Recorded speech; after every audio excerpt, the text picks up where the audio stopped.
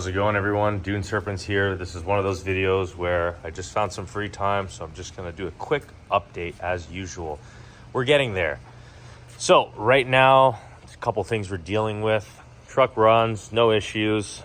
First, there's no issues with it driving, except for one problem.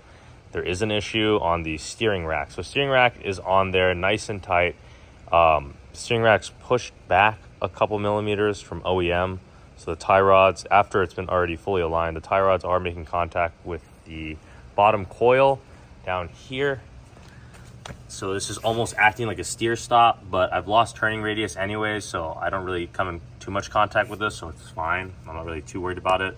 The steering rack is pushed back, and I tried loosening it today and doing some adjustments with the suspension at full droop.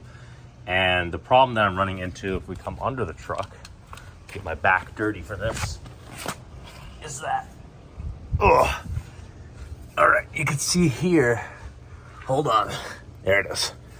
Let me focus a little bit, hold on, I'm stuck, okay. Whoa, all right, so you can see the steering shaft is in direct contact with the chassis here.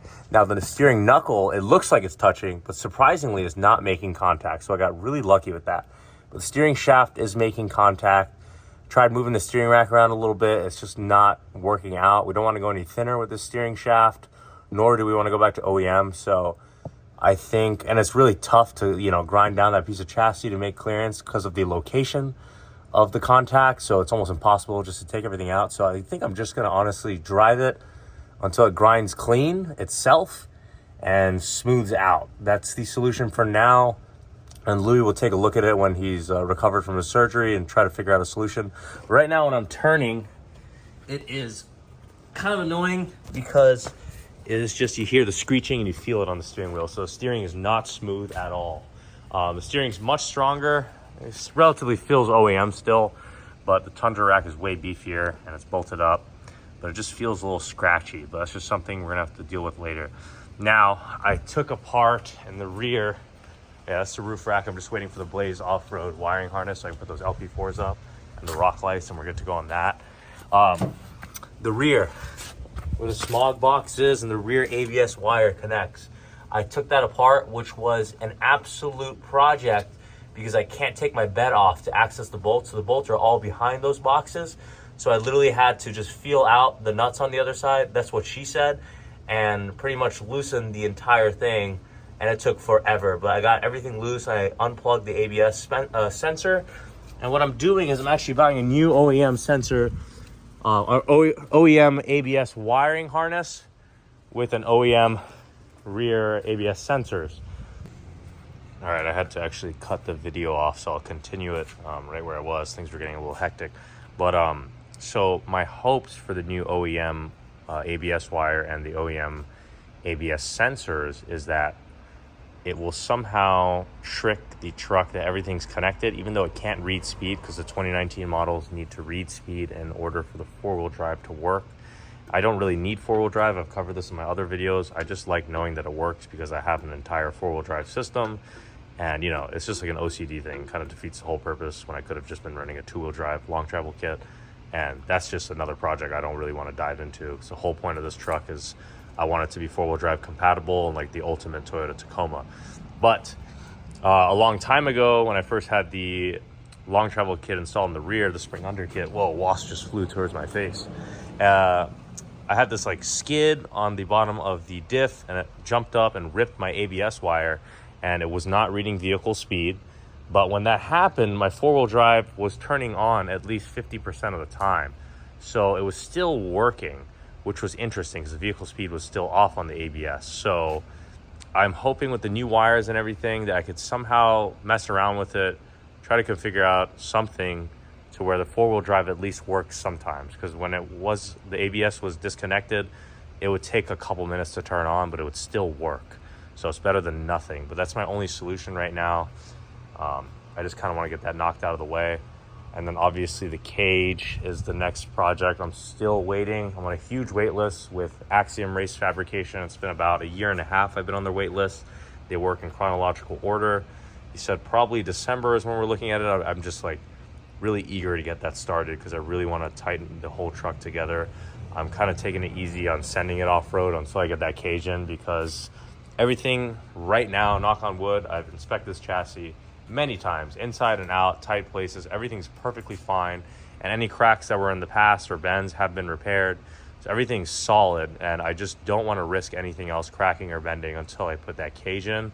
So just slow speed on the whoops for now until that goes in, and we should be solid off-road. Probably going to put some motor mounts on here for the time being. I actually forgot to do that. I'm probably going to tackle that next week. And I think they're from Solid Off-Road. I forgot the brand. But yeah, they have those motor mounts, and my buddy has them, so he's not running them anymore. He went with Martech because he said there was too much maintenance on the Solid Off-Road motor mounts, but I told him I'd take it off his hands.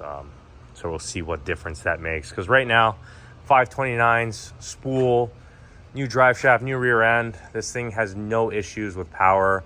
And most importantly, I haven't covered this yet. I posted it on my Instagram. I was driving it on the highway, and for the first time in forever, keep in mind, 295 7017s on here with forged wheels, so a heavy wheel and tire setup. And with the Toyos especially, Toyos are not light.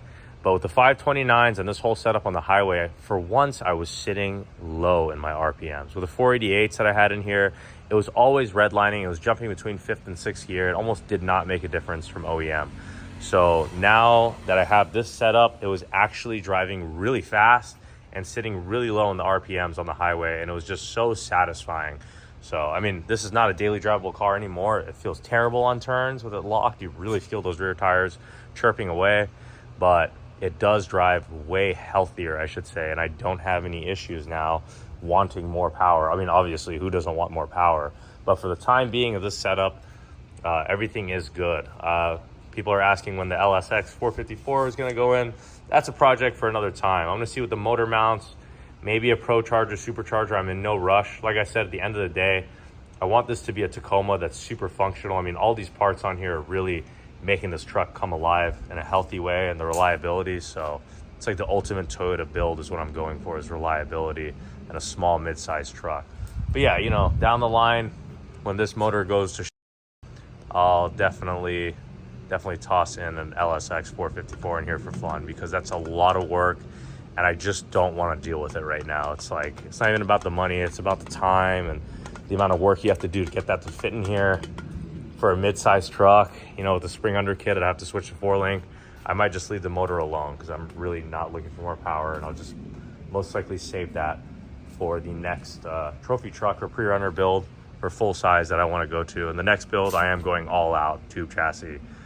Still deciding what I want to do, but that'll be my horsepower build. This is more like take it off-road, tight spaces, reliability, and fun. And most importantly, Toyota. But anyways, that's it for today's video. I don't really have too much else to cover. I just wanted a quick update on what's going on while I'm working on it, and I'm gonna start posting videos on this once I get my lights up there so it looks nice and clean. And thanks for watching. Please make sure to subscribe, hit the notifications, and check me out on Instagram. I'm definitely more active on Instagram with the truck than I am on YouTube. So my Instagram is Dune Serpents. But yeah, appreciate the support. Take care.